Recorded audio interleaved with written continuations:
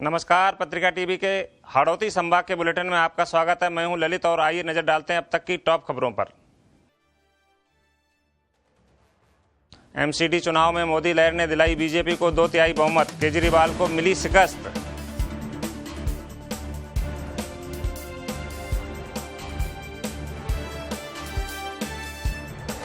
PM Modi पर फिदा हुए बिल गेट्स बोले, उन्होंने जो कहा उसे करके दिखाया।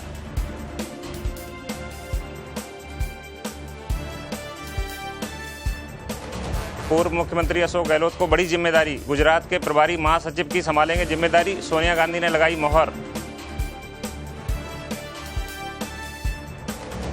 शहीदों के अंतिम संस्कार में उमड़ा जन सैलाब, हजारों लोगों ने नम आंखों से दी अंतिम विदाई, गमगीन हुआ पूरा गांव।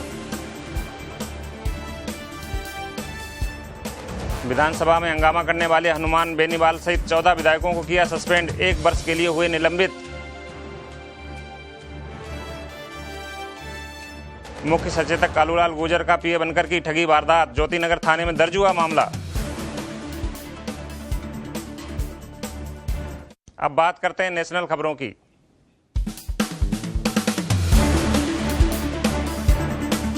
दिल्ली नगर निगम चुनाव में बीजेपी को 2/3 बहुमत मिल गया है। पार्टी निगम चुनाव में हैट्रिक मारने जा रही है। वहीं दिल्ली की आम आदमी पार्टी की सरकार को इस चुनाव से करारा झटका लगा है।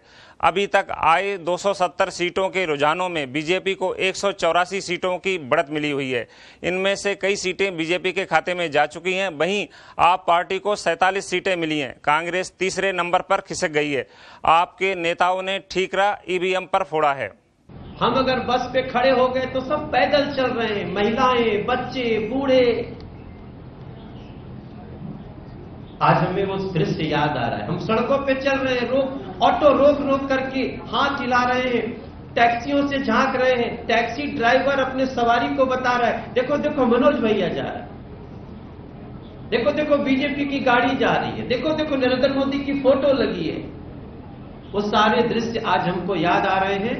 और ये जीत जितनी ऐतिहासिक है उतनी बड़ी हमारी जिम्मेदारी है और हम उसको स्वीकार करते हैं। जनता का हर आदेश हमें स्वीकार है। इस दिल्ली में जब 70 में से 67 सीटें। और इस मामले में क्या कुछ कहना है, आप नेताओं का सुनते हैं। दिल्ली के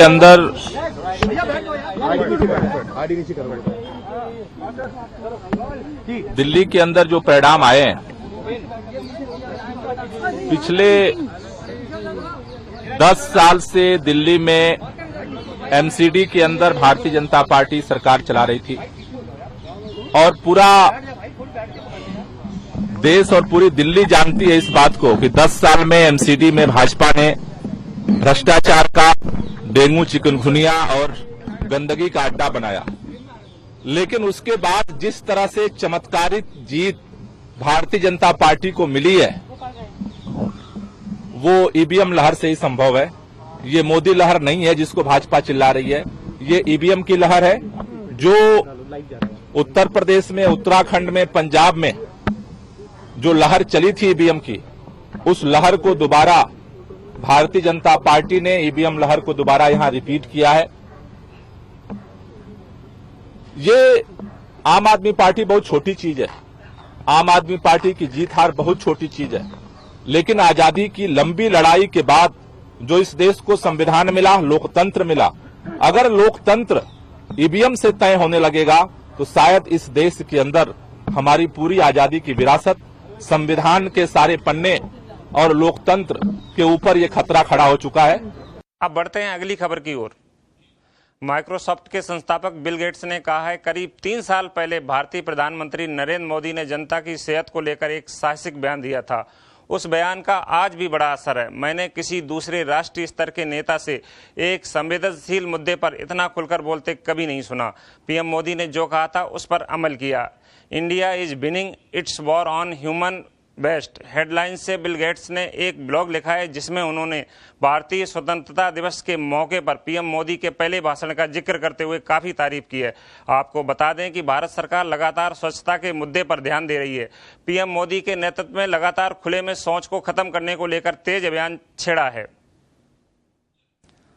अब बात करते हैं प्रदेश की खबरों की।